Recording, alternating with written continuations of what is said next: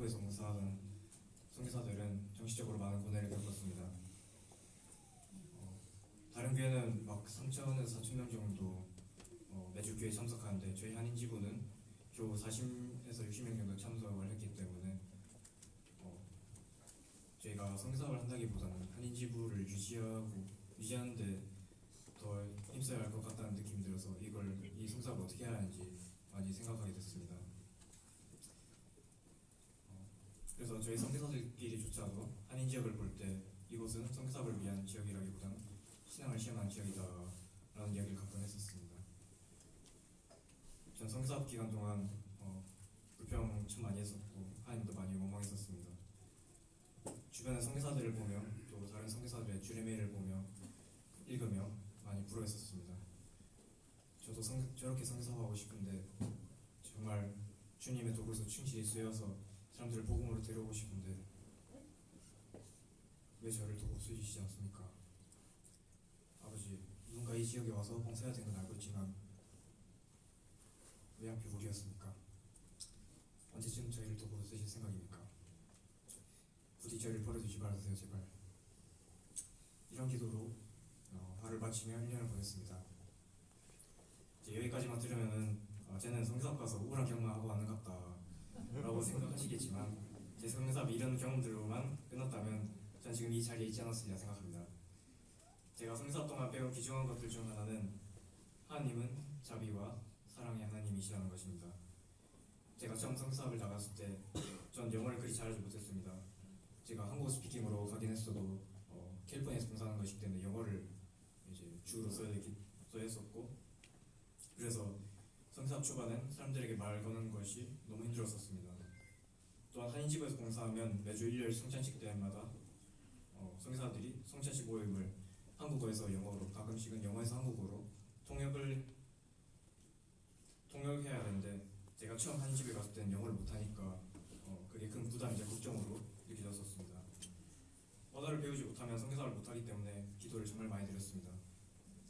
아버지, 제가 오늘 완벽하게 하는 건 바라진 않지만 부디 제가 사람들에게 복음을 전파할 수 있을 만큼만이라도 언어를 배울 수 있게 해달라고 빌었습니다. 시간이 지나자 주님은 제게 방언 은사를 주셨고 축복해 주셨고 언어를 정확히는 몰라도 그들이 무슨 말을 하는지 이해할 수 있는 능력을 축복해 주셨습니다. 그렇게 저는 선교사업 기간 동안 한국어, 영어, 사모안 통관 지역에서 봉사한 특권을 누렸고 6개의 언어 지역을 경험한 축복을 누릴 수 있었습니다. 전 이렇게 수많은 언어를 경험하고 배울 기회를 주신 하나님 아버지께 정말 감사드립니다. 저는 다양한 환경 속에서 사는 회원들을 만나는 축복도 누렸습니다. 한인지구 외에도 4개의 지역에서 짧게 봉사할 기회가 있었는데 그중 2지역의 경험을 나누고 있습니다. 한 곳은 캘리포니아 오렌지 스테이크에 있는 힐스 캐니언이라고 하되었는데 이곳은 캘리포니아에서도 성공한 부자들이 사는 지역이었습니다. 제가 그 지역에서 봉사하면서 느꼈던 것들은 확실히 사람들이 성적으로 부유하면 하나님을 잘 찾지 않는구나 했습니다. 지역의 대부분 집들이 이중철장으로 되어 있어 가까우를 할 수 없는 집이거나 경비원들이 지키고 있는 경비가 삼엄한 아파트 단지들이었습니다. 그래서 저희가 아파트 단지에 들어가면 자주 쫓겨나거나 욕먹고 그렇게 막 거절당하고 그럴 때가 많았습니다. 제가 그 이동을 끝나고 이제 아이러니한 점은 다음 이동 때 승급에서 제일 위험한 지역으로 이동을 갔다는 것입니다. 그곳은 캘리포니아 롱비치 스테이크에 있는 롱비치 13, 15와드로 사모아 통관 지역인데 한인 지역에서 한국인을 찾는 것처럼 이 지역은 사모아 사람과 통관 사람을 집중적으로 찾는 지역이었습니다. 이 지역의 주 활동 지역은 롱비치와 컴튼이라는 도시였는데 이 도시들이 매우 위험한 지역이었습니다. 매일 경찰차와 경찰 헬기들이 돌아다니고 총격 사건을 비롯한 각종 범죄, 마약, 살인 사건이 판치는 지역이었습니다. 가난한 빈민촌에다 노숙자들이 너무 많았고 어떻게 사람들이 이렇게 살고 있지 싶은 모습들을 자주 볼 수 있었습니다. 제가 이 지역에서 봉사하면서 느낀 건 여기 사람들은 정말 겸손하다는 것이었습니다. 길 가다가 질문 하나만 해도 되냐고 물으면 거절한 사람을 본 적이 거의 없습니다. 우리가 선교사하고 하나님에 대해 이야기하는데 혹시 관심 있냐 물으면 10중 8구로 흔쾌히 승낙하고 깊은 복음 대화를 나눌 수 있었습니다. 그들은 삶의 시련으로 매우 겸손해진 상태였고 복음을 받아들일 준비가 되어 있었습니다. 이때 제가 성사로서 어떻게 사람들을 가르치고 복음으로 이끌어올 수 있는지에 대해 많이 배울 수 있었습니다. 전 제가 두 지역에서 봉사할 수 있었던 기회에 정말 감사드립니다. 두 지역의 회원들을 만나며 복음이 그들의 삶에 어떤 영향을 미치는지를 배울 수 있었고 많은 깨달음을 얻었습니다. 실제로 두 지역의 회원들에게 복음은 비슷한 영향을 미쳤습니다. 그들의 삶의 우선순위는 쌓은 것이 아니라 하나님과 교회였고 그 사실은 돈이 그리 중요하지 않다는 것을 깨닫게 해줬습니다. 돈이 많다고 해서 무조건 행복한 것은 아닙니다. 돈이 없다고 해서 행복하지 않은 것도 아닙니다. 인생의 행복은, 영원한 행복은 우리가 복음을 받아들이고 삶에 적용시킬 때 온다는 것을 간증드립니다. 전 그들의 삶을 통해 그들에게 영적 메시지를 나누고 그게 삶에 적용하는 것을 보았을 때 정말로 복음이 가져다 주는 것이 세상에 가져다 주는 것과 다르다는 것을 배웠습니다. 마지막으로 제가 한인 지역에 세 번째로 복귀했을 때의 이야기를 나누고 싶습니다. 이때는 제 성사의 마지막 5~6개월로 하나님이 제게 전하고자 하셨던 메시지를 많이 이해할 수 있었던 시기였습니다. 제가 한인 집으로 돌아왔을 때 동반자 팀은 두 팀에서 한 팀으로 줄어 있었고 제 세 동반자는 한국어를 잘 하지 못했기 때문에 원래 선교사 4명이서 분담해서 하던 일들을 제가 혼자 다 해내야 했습니다. 특히 매주 한 시간마다 매우 바빴는데 그 이동이 끝날 때쯤 제 자신을 되돌아보니 제가 얼마나 발전했는지를 깨닫고 정말 놀랐었습니다. 저는 어느샌가 독시반 영어 공과를 수월히 진행할 정도로 발전해 있었고 매주 성찬식 통역과 말씀 영한 통역을 하는데 크게 어려움을 겪지 않고 있었습니다. 제가 처음 한인 지부에 들어왔을 때 어떻게 해내야지 싶었던 것들을 아무렇지 않게 해내고 있었습니다. 그제서야 저는 이제 서서히 하나님의 뜻을 이해하기 시작했습니다.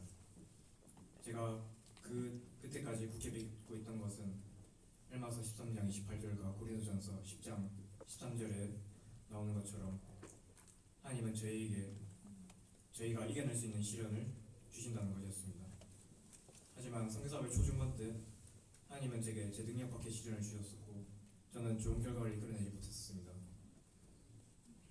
견뎌내지 못할 시련은 피할 길을 내주신다 하셨었는데 왜 그러지 아니하셨는지 궁금했던 저는 그제서야 깨달았습니다.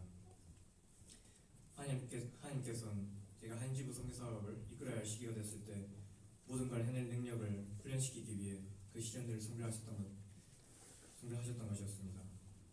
그 뜻을 이해했을 때 제가 주님께 얼마나 감사한지 모르겠습니다. 분명 선교사업 힘들지만 값졌습니다. 이제 분명 시련이 많았지만 저는 그 시련들에 정말 감사한 마음을 가지고 있습니다. 제가 그 시련들이 없었다면 지금의 제가 없었을 것이고 제가 앞으로 살아가는 데 필요한 자양분들을 보지 못했을 것이라는 느낌이 듭니다.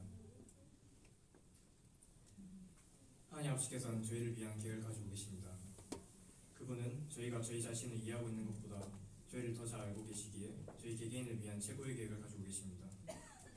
당장 그분의 뜻을 알 수 없을지라도 우리가 겪는 것들은 결국 우리에게 유익이 될 경험들이며 저희가 주어진 상황 내에서 최선을 다한다면 결국 언젠가 주님께서는 저에게 모든 일에 진리를 알려주실 것임을 간증드립니다. 제가 선교사 동안 배운 것 중 가장 중요한 것은 다음과 같습니다.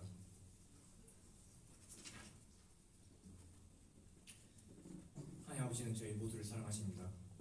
늘 우리 곁에 계시며 저희를 지켜보고 계십니다.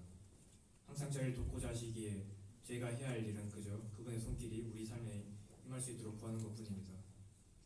아버지께서는 저희의 기도를 기다리고 계십니다. 더 많은 일꾼들을 기다리고 계십니다. 주님의 도구로 살아갈 수 있다는 것은 정말 큰 축복입니다. 하나님 아버지께서 살아계시며 예수 그리스도는 그분의 독생자이자 우리의 영원한 구속주임을 간증드립니다. 물문경은 정말 참된 하나님의 말씀입니다. 이 경전은 우리의 삶을 하나님 아버지와 예수 그리스도께 더 가까이 나아가도록 도울 것임을 간증드립니다. 이 물문경을 번역한 조엘 스미스는 정말 참된 주님의 선지자입니다. 주님은 충만한 복음을 회복하기 위해 그를 택하셨으며 그를 통해 복음과 신권, 예수 그리스도의 교회가 다시 한번 이 지상날에 회복되었습니다. 전 그것이 사실임을 알고 있습니다. 전 이 교회 회원으로 살아가고 복음 알 수 있는 기회에 진심으로 감사드리며 이 모든 것을 우리 주 예수 그리스도 이름으로 말씀드립니다. 아멘.